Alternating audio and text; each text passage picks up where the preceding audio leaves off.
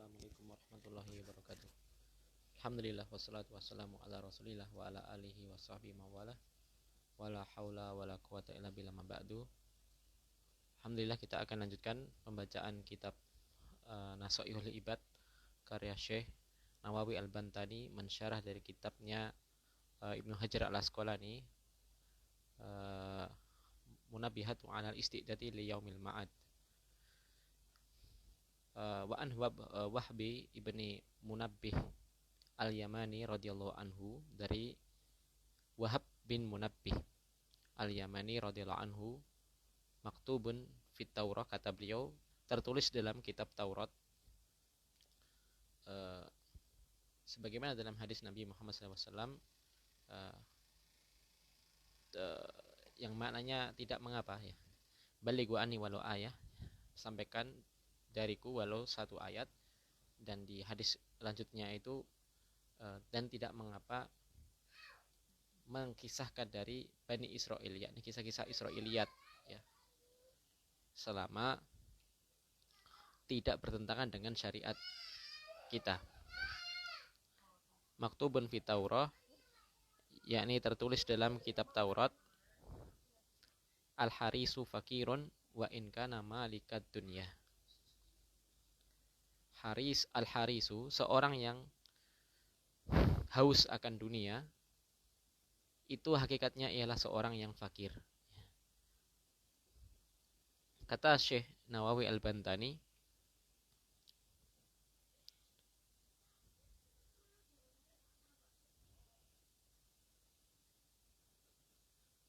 seseorang yang senantiasa mati-matian dalam mencari dunia,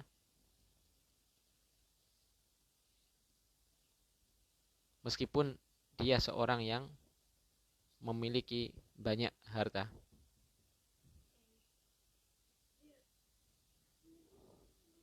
hakikatnya ia ialah seorang yang fakir. Wa in kana malikat dunya, meskipun ia seorang raja yang memiliki dari harta dunia.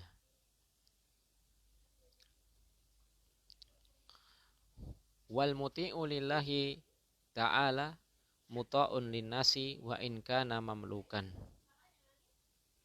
Dan seseorang yang taat kepada Allah Subhanahu wa taala itu akan ditaati oleh manusia. Orang yang taat kepada Allah akan ditaati manusia. Apa maksudnya? Seseorang yang bertakwa, Allah akan jadikan dirinya mulia sehingga akan diikuti oleh manusia yang lain. Misal contoh para ulama. Semisal sahabat Bilal bin Abi Robah, semisal tabi'in Atha bin Abi Robah. Keduanya ini merupakan seorang yang asalnya dari kalangan Mamluk, dari kalangan budak Habasyi. Namun tatkala Allah muliakan dengan ilmu agama, ya, Atha bin Abi Robah ini salah seorang murid Ibn Abbas, Abdullah bin Abbas. Beliau dikaruniai ilmu yang luas ya. Bahkan beliau termasuk ahli fatwa dalam permasalahan manasik haji. Banyak para raja, anak-anak para raja duduk bersimpu di majelisnya Atha bin Abi Robah, seorang budak yang warna kulitnya hitam, hidungnya yang pesek, rambutnya yang keriting ya. Akan tetapi banyak manusia yang membutuhkan dari ilmunya. Ini makna dari wal muti'u lillahi ta'ala wa muta'un linnas ya.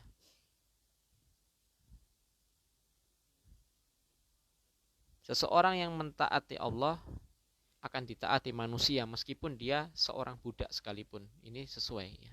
Sesuai dari contoh. Wal qani'u ghaniyun wa in kana ja'ian. Ya, seseorang yang qanaah, yakni merasa cukup dari pemberian Allah Subhanahu wa taala, hakikatnya ia adalah seorang yang kaya. Seorang yang qanaah terhadap pemberian Allah, hakikatnya dia ialah seorang yang kaya. Meskipun dia seorang yang lapar sekaligus, tidak memiliki makanan, ia orang yang kaya. Dalam kitab ini disebutkan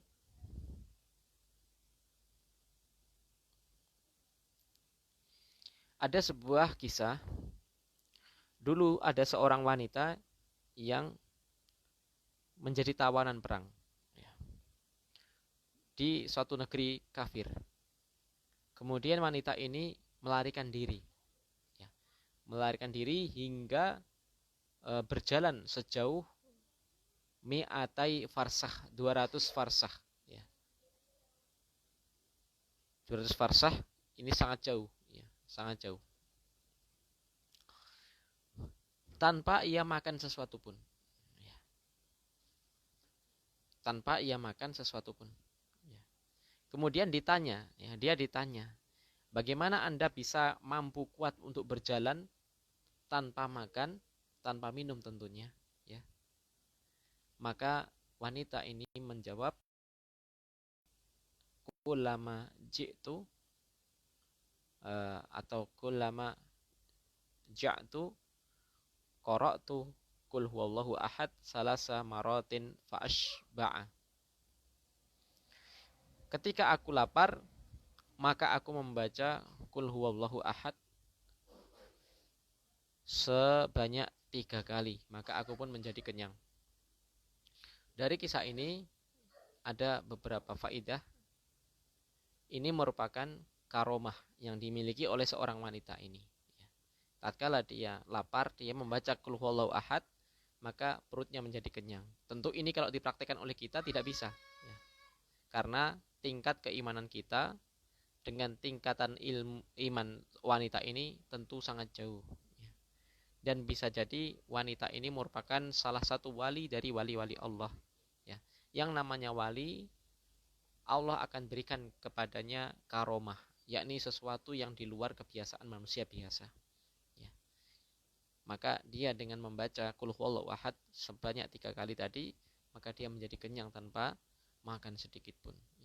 Ini buah dari dirinya melarikan diri dari negeri kafir, dari tawan, ketika ditawan, melarikan diri, dalam rangka menyelamatkan dirinya dan agamanya tentunya.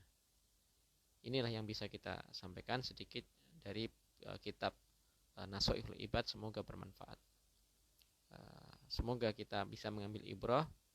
Semoga kita bisa menjadi seseorang yang merasa cukup dari pemberian Allah. Apa yang Allah berikan rizki itu kita syukuri. Tentunya setelah kita berusaha, setelah kita bekerja, apapun yang Allah berikan dari rizki maka kita syukuri.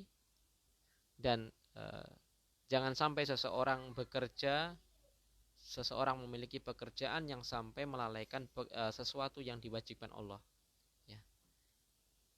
Seseorang boleh bekerja, seseorang boleh mencari rizki sekehendak dia, akan tetapi jangan sampai melalaikan dari perkara-perkara wajib, atau sampai-sampai dia menerjang perkara-perkara yang Allah haramkan. Subhanakallahumma bihamdika asyhadu an la ilaha illa anta astaghfiruka wa atubu ilaik. Assalamualaikum warahmatullahi wabarakatuh.